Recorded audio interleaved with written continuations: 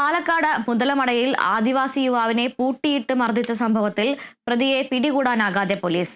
സംഭവം നടന്ന 1 മാസം കഴിഞ്ഞിട്ടും ഫാം സ്റ്റേ ഉടമ പ്രഭുവിനെ കണ്ടെത്താനായില്ല. പ്രതി ഒളിവിലാണെന്നാണ് പോലീസിന്റെ വാദം. കേസിൽ ഇതുവരെ പ്രതിയുടെ അമ്മയെ മാത്രമാണ് അറസ്റ്റ് ചെയ്തത്. അതേസമയം പോലീസ് മനഃപൂർവ്വം പ്രതിയെ സംരക്ഷിക്കുകയാണെന്നാണ് നാട്ടുകാരുടെ ആരോപണം.